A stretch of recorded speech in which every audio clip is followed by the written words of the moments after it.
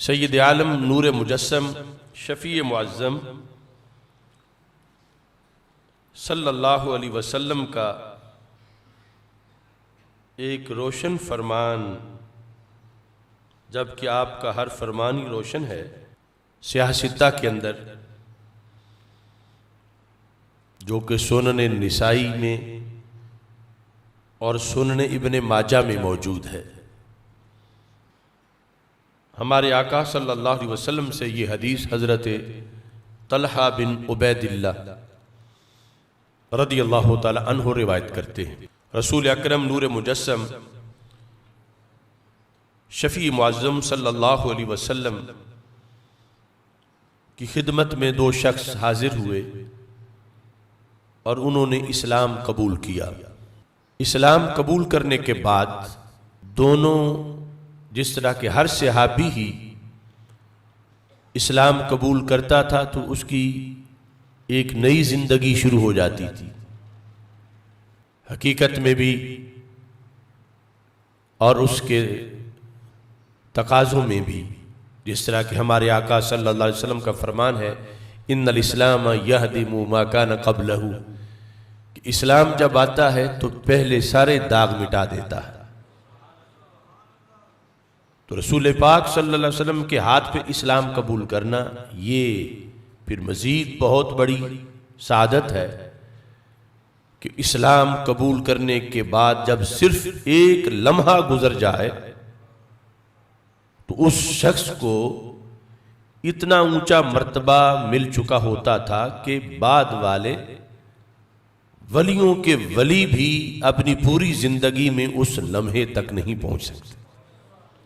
پھر اس کے بعد ان کی پوری زندگی، اس کے کارنامے، اعمال صالحہ، وہ سب کچھ تو اس کے علاوہ۔ تو یہ دونوں نفوس قدسیہ اسلام کے تمام شعبہ جات میں بھرپور جد و جہد کے حامل تھے، لیکن دونوں میں سے ایک جو ہے وہ دوسرے صحابی سے فاسٹ تھے نیکی کے اندر۔ اسی دوران ایک غزوہ میں جو فاسٹ تھا نیکی کے اندر، جو صحابی روزے میں، نماز میں، صدقے میں، اعمال صالحہ میں، جہاد میں، وہ ایک جنگ میں شہید ہو گئے، اور دوسرے جو ان کے کلاس فیلو تھے ایمان لانے کے لحاظ سے، وہ ابھی زندہ تھے ظاہری حیات میں۔ اس طرح ایک سال گزر گیا، یعنی ان دو میں سے جو ایک صحابی جو دوسرے سے اعمال صالحہ میں تیز رفتار تھے وہ غزوہ میں شہید ہو گئے، اور دوسرے صحابی ابھی زندہ تھے کہ ایک سال مکمل ہو گیا، اور سال گزر جانے کے بعد پھر یہ صحابی بھی فوت ہو گئے۔ حضرت طلحہ رضی اللہ تعالی عنہ جو راوی ہیں حدیث کے، انہیں خواب آیا۔ ہم جیسوں کے خواب اور ہیں، اولیاء کے، پھر صحابہ رضی اللہ تعالی عنہ کے خواب اور ہیں، اور پھر جس خواب پر سرکار مدینہ صلی اللہ علیہ وسلم کوئی فیصلہ فرما دیں وہ خواب اور ہے۔ تو حضرت طلحہ رضی اللہ تعالیٰ عنہ کو خواب آیا، کہتے ہیں فرأیت فی المنام بین انا عند باب الجنہ۔ حضرت طلحہ فرماتے ہیں میں نے خواب میں دیکھا کہ میں جنت کے دروازے کے پاس کھڑا ہوں، اذ انا بہما، میں نے دیکھا کہ وہ دونوں بھی جنت کے دروازے کے پاس کھڑے ہیں۔ وہ دونوں صحابی جو ایمان لانے میں ایک ہی وقت ان کا تھا، پھر اعمال صالحہ میں ایک دوسرے سے آگے گزر گئے، پھر شہید بھی ہو گئے، اور دوسرے صحابی اس پہلے صحابی کی بنسبت جو اعمال صالحہ میں دوسرے نمبر پر تھے ان کے لحاظ سے، اور ایک سال بعد ان کا وصال ہوا۔ یہ دونوں حضرت طلحہ رضی اللہ تعالیٰ عنہ کو خواب میں جنت کے دروازے کے پاس ملے۔ یہ خواب وہ رسول پاک صلی اللہ علیہ وسلم کے سامنے بیان کر رہے ہیں۔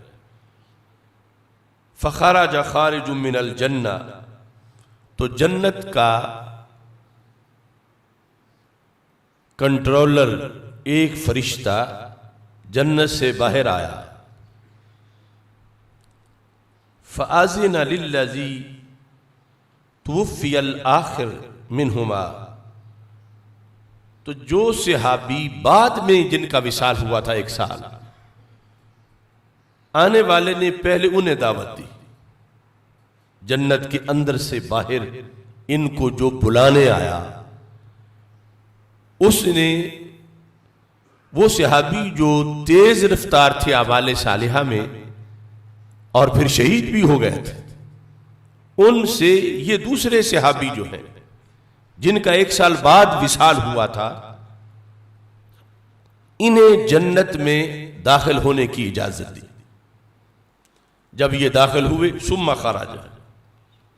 پھر وہ جنت کے گیٹ پر جس کی ڈیوٹی تھی وہ باہر آیا۔ فَآذِنَ لِلَّذِي اُسْتُشْهِدَ، تو پھر انہوں نے ان صحابی کو آگے بلایا، اجازت دی کہ آپ بھی جنت میں تشریف لے چلیں، جو کہ پہلے صحابی سے 1 سال پہلے غزوہ میں شہید ہوئے تھے اور اعمال صالحہ میں بڑے تیز رفتار تھے۔ انہیں دوسرے نمبر پر جنت میں داخل ہونے کی اجازت دی۔ حضرت طلحہ رضی اللہ تعالیٰ عنہ کہتے ہیں ثم راجع الیہ، پھر وہ جنت کا گیٹ کیپر میری طرف آیا۔ فقال ارجع، کہا آپ ابھی واپس چلے جائیں۔ فإنک لم یأن لک بعد، آپ کے داخل ہونے کا بھی وقت نہیں آیا۔ حضرت طلحہ چونکہ ابھی ظاہری حیات میں زندہ تھے، آپ کا وصال نہیں ہوا تھا، تو اس کی طرف اشارہ تھا کہ یہ دونوں تو دنیا سے آ گئے، ان کو ہم نے جنت میں داخل کر لیا ہے، تو ارجع، آپ واپس چلے جائیں، ابھی جنت کے دروازے سے پیچھے واپس چلے جائیں۔ فإنک لم یأن لک بعد، آپ کا ابھی وقت نہیں ہوا۔ فأصبح طلحہ، صبح ہوئی، حضرت طلحہ رضی اللہ تعالی عنہ یحدث بہ الناس، آپ لوگوں کو یہ خواب بیان کر رہے تھے کہ میں رات جنت کے دروازے پر گیا ہوں اور اس طرح میں نے دیکھا ہے، اپنے فلاں فلاں بھائی جو صحابی ہیں ہمارے وہ کھڑے تھے، اور جنہیں ہم مقدم سمجھتے تھے ان کی باری جنت میں داخل ہونے میں بعد میں آئی ہے، اور جنہیں ہم مؤخر سمجھتے تھے، اگرچہ وہ مؤخر بھی غیر صحابہ کے لحاظ سے کروڑہا درجے بلند ہے، لیکن یہ کہ میں نے انہیں دیکھا، انہیں پہلے جنت میں جانے کی دعوت دی گئی۔ اس خواب کا اتنا چرچا ہوا صحابہ کرام رضی اللہ تعالیٰ عنہم کے درمیان کہ چلتے چلتے یہ بات رسول پاک صلی اللہ علیہ وسلم تک پہنچ گئی کہ حضرت طلحہ رضی اللہ تعالیٰ عنہ کو یہ خواب آیا ہے، اور سب کو اس پر تعجب تھا کہ وہ جو شہید ہوئے ان سے یہ بعد والا آگے کیسے نکل گیا۔ وہ دنیا میں اعمال صالحہ میں بھی بڑے تیز رفتار تھے، پھر شہادت بھی پائی، اور یہ یقیناً سچے صحابی تھے، مگر ان کے ہم پلہ عمل میں نہیں سمجھے جاتے تھے، اور پھر شہید بھی نہیں ہوئے اور بعد میں ان کا وصال ہوا، تو انہیں کس بیس پہ جنت میں پہلے بلایا گیا؟ دونوں ہی جنتی تو تھے، مگر یہ بات تھی کہ ایک کو پہلے کیوں بلایا گیا، جبکہ سمجھا جا رہا تھا کہ جو دوسرے ہیں وہ اولیت کے مستحق ہیں۔ تو رسول اکرم صلی اللہ علیہ وسلم نے اس خواب کو برحق قرار دیتے ہوئے لوگوں کا جو سوال تھا اس کا جواب دیا۔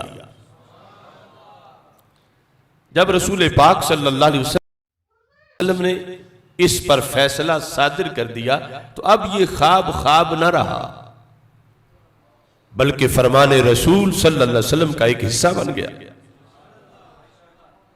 یعنی اگر یہ محض خواب خیال ہوتا تو سرکار فرماتے کیوں اس میں پڑے ہوئے خواب ہے، اس کی کیا حیثیت، تم صحابہ کیوں اس پہ تعجب کر رہے ہو، اور اس کی وجہ سے تم ایک شرعی بحث میں پڑے ہوئے ہو کہ جو ہم جس نے مقدم سمجھتے تھے وہ مؤخر کیوں ہو گئے، اور جنہیں مؤخر سمجھتے تھے وہ مقدم کیوں ہو گئے، یہ تو محض خواب خیال ہے۔ سرکار نے یہ نہیں فرمایا، رسول پاک صلی اللہ علیہ وسلم نے اس کی تصدیق کی کہ واقعی جنت کے دروازے کے پاس ایسا ہوا ہے، اور اس کا سبب میں اے صحابہ تجھے بتاتا ہوں۔ تو نبی اکرم نور مجسم شفیع معظم صلی اللہ علیہ وسلم نے فرمایا من ای ذالک تعجبون، صحابہ کیوں تم تعجب کرتے ہو کہ وہ صحابی جو 1 سال بعد جن کا وصال ہوا اور شہید بھی نہیں ہوئے، انہیں پہلے جنت میں بلایا جا رہا، کیوں تم اس پہ تعجب کرتے ہو؟ اب یہ وہ وقت تھا کہ جب سرکار پردہ اٹھاتے تھے تو سب کو پتہ چلتا تھا، تازہ علم اس کا ظہور ہوتا تھا، دنیا میں جنت کو دیکھ کر سرکار فیصلے فرماتے تھے۔ جب سرکار نے فرما دیا پھر تو امت میں یہ سینہ بسینہ اور نسل در نسل حدیث چلی، اور آج اسی کی برکت سے رضا مجتبیٰ میں آپ کے سامنے میں بھی بیان کر رہا ہوں کہ صحاح ستہ میں آئی۔ یعنی ہمیں تو یہ علم مل گیا، لیکن یہ جب پہلے دن اس کا ظہور ہو رہا تھا صحابہ کو بڑا تعجب تھا۔ سرکار فرما رہے تھے میرے صحابہ کس بات پہ تم تعجب کرتے ہو؟ اب یہ جو پس منظر ہے اسے صرف مسلک اہل سنت کے مطابق ہی سمجھا جا سکتا ہے۔ یعنی علم رسول صلی اللہ علیہ وسلم جو ناپتے ہیں، تولتے ہیں اور بولتے ہیں، کبھی یہ کہ کل کی خبر نہیں، کبھی یہ کہ دیوار کے پیچھے کی خبر نہیں، معاذ اللہ، ان کے لحاظ سے اس کی مٹھاس کو محسوس نہیں کیا جا سکتا، اور اہل سنت کے لحاظ سے اس کی حلاوت اور مٹھاس کو محسوس کیا جا سکتا ہے۔ رسول پاک صلی اللہ علیہ وسلم نے جب پوچھا صحابہ کیا تعجب ہے تمہیں اس پر؟ قالوا یا رسول اللہ صلی اللہ علیہ وسلم ھذا کان اشد الرجلین اجتہادا ثم استشہدا، یہ جو دوسرے نمبر پہ جنت میں داخل ہوئے، عبادت میں، ریاضت میں، دین کی سربلندی میں ان کی جد و جہد بڑے اعلیٰ درجے کی تھی، بہت زیادہ تھی، اور پھر ثم استشہدا، شہید بھی ہوئے۔ وَدَخَلَ الْآخِرُ الْجَنَّةَ قَبْلَهُ، مگر جنت دوسرے سے ابھی پہلے داخل ہو گئے۔ جو ان کی ہم پلہ ہم نہیں سمجھتے تھے، دین کے لیے جد و جہد اور اعمال صالحہ میں اگرچہ ان کے بھی بڑے عمل تھے، مگر یہ جو پہلا شخص ہے یہ بہت زیادہ تیز رفتار تھے یہ صحابی اعمال صالحہ میں، اور شہید ہوئے۔ لیکن جنت داخل ہونے کا جو معاملہ اس خواب میں بیان کیا گیا جس کو آپ نے برحق قرار دے دیا، تو جنت دوسرے پہلے داخل ہو گئے، حالانکہ وہ شہید بھی نہیں ہوئے اور ان کی اتنی جد و جہد نہیں تھی جتنی وہ پہلے صحابی کی جد و جہد تھی۔ فقال رسول اللہ صلی اللہ علیہ وسلم الیس قد مکث ھذا بعدہ سنہ، فرمایا صحابہ تعجب کس چیز کا ہے، یہ جو پہلے جنت میں بلائے گئے کیا یہ اس صحابی کے بعد 1 سال زندہ نہیں رہے؟ جب پہلے صحابی شہید ہو کر دنیا سے چلے گئے تو انہیں اللہ نے 1 سال مزید وقت دیا. اب دیکھنا رمضان ملے تو کیا کچھ مل جاتا ہے. فرمایا وہ یقیناً جو تم کہتے ہو، جب آغاز تھا ان کا ایک نقطے سے، پھر وہ کافی آگے گزر گئے اور پھر شہید ہو گئے. ان کے ہوتے ہوئے یہ ان سے پیچھے تھے، لیکن ان کی شہادت کے بعد رب ذوالجلال نے انہیں 1 سال مزید ٹائم دیا ہے یا نہیں دیا؟ یہ سرکار نے سوال کیا صحابہ سے. قالو بلا، سب نے کہا کیوں نہیں، یہ تو ہم مانتے ہیں، ہمیں پتا ہے کہ وہ شہید ہو گئے تھے اور یہ زندہ تھے ابھی ظاہری حیات میں، اور 1 سال بعد ان کا وصال ہوا، یہ تو ہمیں معلوم ہے. قال وَأَدْرَكَ رمضان، رسول پاک صلی اللہ علیہ وسلم نے فرمایا وہ جو 1 سال یہ زندہ رہے، اس شہید صحابی کے بعد اس سال میں انہوں نے رمضان کا مہینہ بھی پایا. رمضان پا لینا کتنی بڑی غنیمت ہے،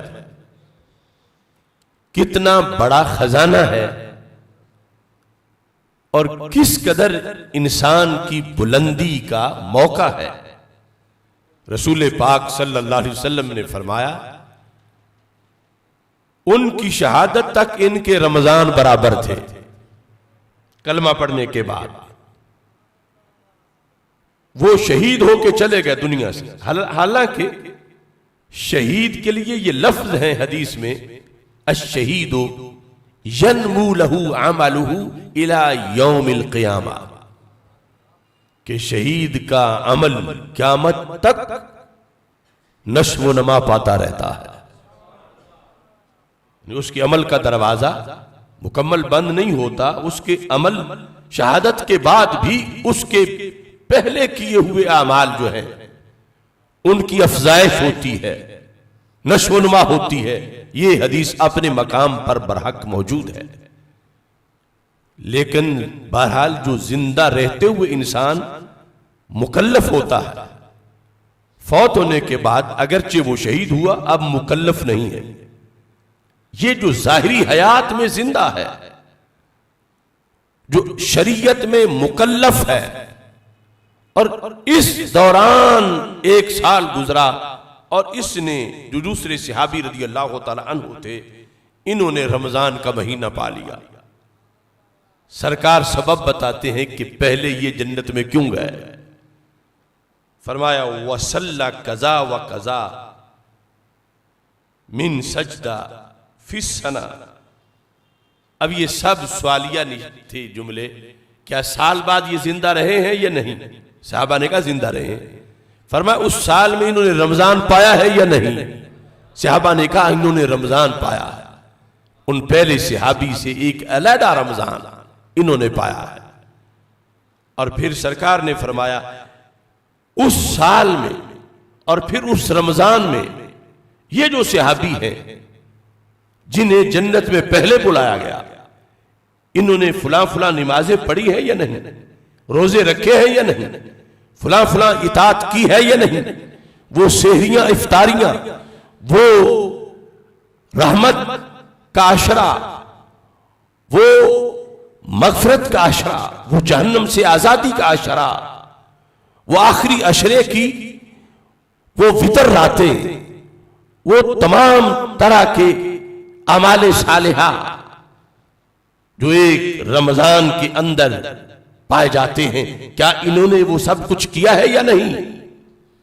قالوا بلا.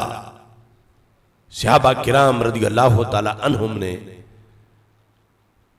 جو چیزیں سرکار نے تفصیلاً بیان کی ان کے جواب میں، اور یہ جو آخر کے میں اندر اجمال کی میں تفصیل آپ کے سامنے پیش کر رہا تھا رمضان کے مختلف عبادات کے لحاظ سے، ان سب کے جواب میں انہوں نے کہا ہاں یا رسول اللہ صلی اللہ علیہ وسلم یہ تو ایسا ہوا ہے. وہ چلے گئے، یہ 1 سال زندہ تھے، اس سال میں پھر انہیں رمضان بھی علیحدہ ملا، اور اس رمضان میں جہاں سال میں دیگر بندگی کی، رمضان کے اندر بھی انہیں ان سے ہٹ کر علیحدہ موقع ملا رمضان کے خزانے پانے کا، تقوی کی عروج کا، تقدس اور پارسائی کی ترقی کا، اور بخشش رحمت کے حصول کا انہیں ایک علیحدہ موقع بھی مل گیا۔ تو رسول اکرم صلی اللہ علیہ وسلم نے فرمایا یہ سبب ہے کہ جنت میں انہیں پہلے بلایا گیا ہے، کہ ان کا ایک رمضان زیادہ ہے باقی عبادات کے ہمراہ، خصوصی طور پر فقد ادرک رمضان کہہ کر نبی اکرم نور مجسم شفیع معظم صلی اللہ علیہ وسلم نے اپنی امت کو قیامت کا پیغام دیا کہ ایک رمضان پا لینا یہ انسان کی ترقی کا کتنا بڑا باعث ہے، کتنا بڑا سبب ہے۔